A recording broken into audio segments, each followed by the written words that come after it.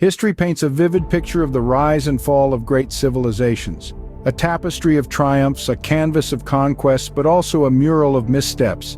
The rise to power and the subsequent fall of many civilizations often hangs on the pivotal role of leadership.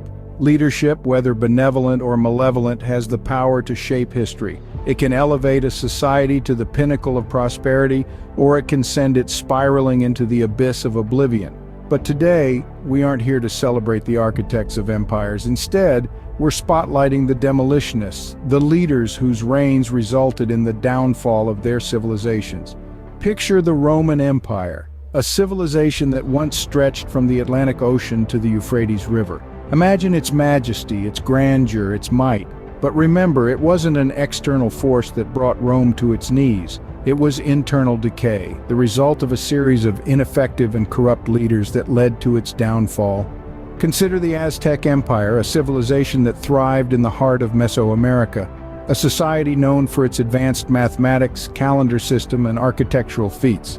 Yet their leader, Montezuma, unable to understand the true intentions of the Spaniards, welcomed them with open arms, leading to the eventual destruction of the empire.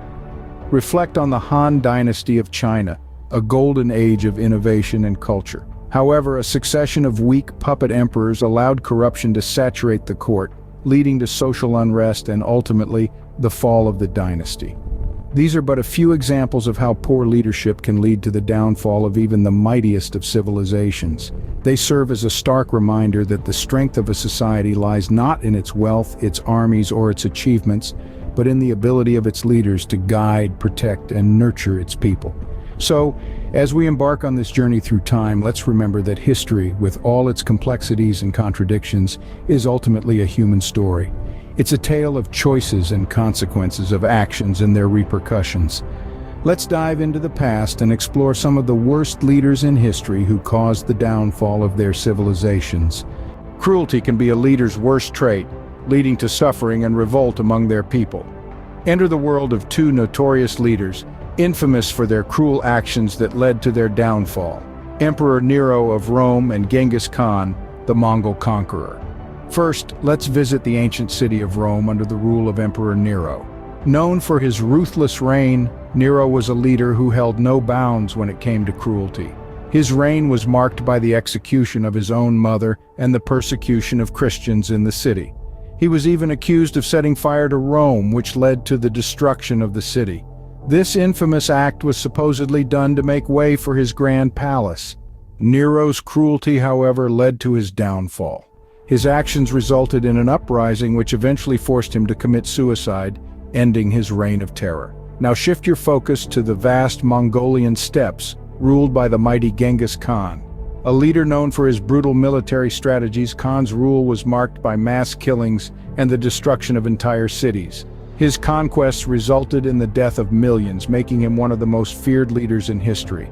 Yet, his cruelty was not without consequences. His empire, built on bloodshed and violence, eventually crumbled after his death, unable to withstand the internal conflicts and rebellions that arose from his cruel rule. In both these scenarios, we see how cruelty, when wielded as a tool of leadership, can lead to dire consequences. These leaders, in their quest for power and control, disregarded the well-being of their people, leading to rebellion and the eventual downfall of their reign. So what can we learn from these despots of cruelty? It's simple.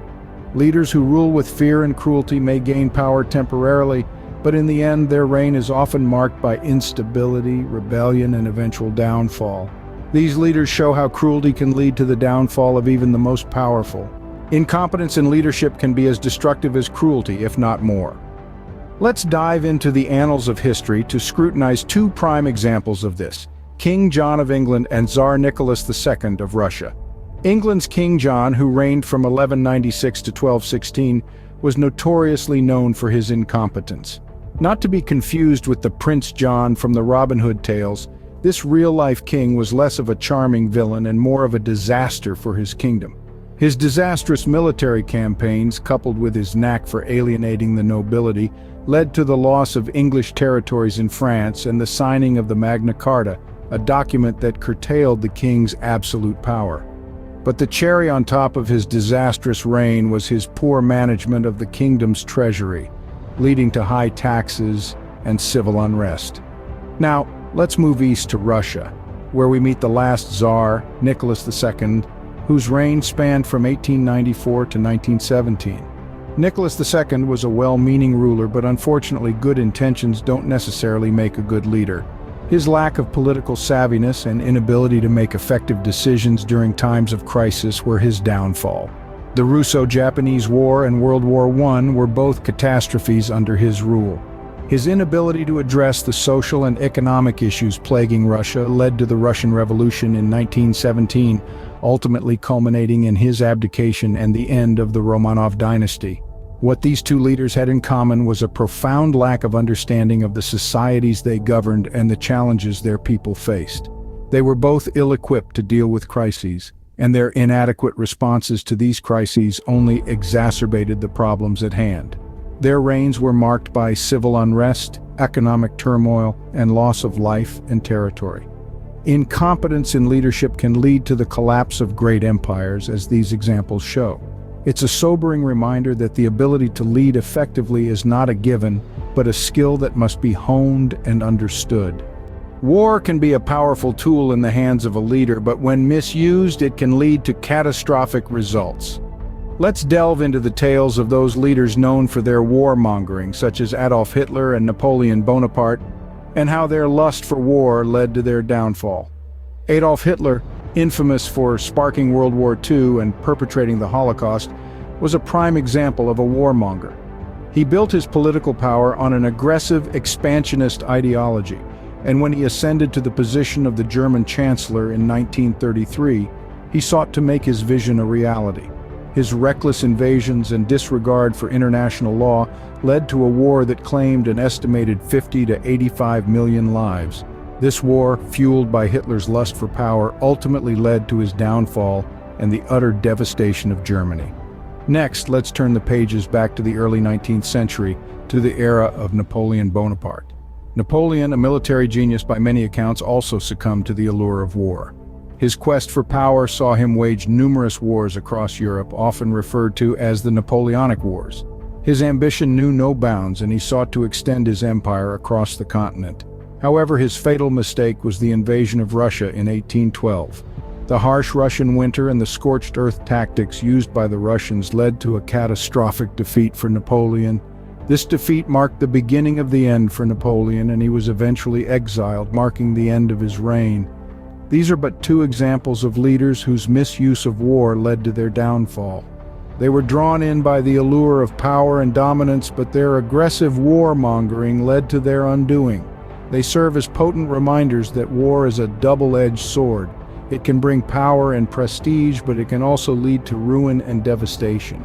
These leaders show how the misuse of war can lead to the downfall of even the most powerful. History is a great teacher, and these leaders provide valuable lessons for the leaders of today. As we've journeyed through the annals of the past, the echoes of fallen empires and the whispers of tyrants and warlords have left indelible marks on the canvas of time. And from these marks we distill wisdom. From the downfall of great civilizations, we learn that no empire, no matter how grand, is immune to decay if its leaders neglect the needs of their people. The annals of history remind us that leaders who ignore the voices of their subjects often find their reigns etched into the chronicles of infamy. The despots of cruelty, in their ruthless pursuit of power, serve as stark reminders that leadership is not about dominance but about service. Leaders who rule with an iron fist, who place their desires above the well-being of their people, ultimately find their legacies mired in disgrace. The tales of incompetent rulers teach us that leadership requires more than a crown or a scepter. It requires wisdom, foresight, and a willingness to learn. Leaders who lack these qualities often find their reigns characterized by chaos and disorder, their names synonymous with failure. The warmongers, with their lust for conquest, remind us that leadership is not about expanding territories, but about fostering peace and unity. Leaders who wage wars without just cause often find their reigns ending in ruins, their names remembered with disdain. In reflecting on these lessons, we realize that true leadership is about serving others, promoting peace, and embracing wisdom. It's about listening to the voices of the people and placing their needs above personal desires. It's about learning from our mistakes and striving for better. History, in its infinite wisdom, offers these lessons not as a condemnation, but as a guide to help us navigate the complex labyrinth of leadership and to steer us away from the pitfalls of power. Let's remember these lessons from history and strive to be better leaders in our own lives.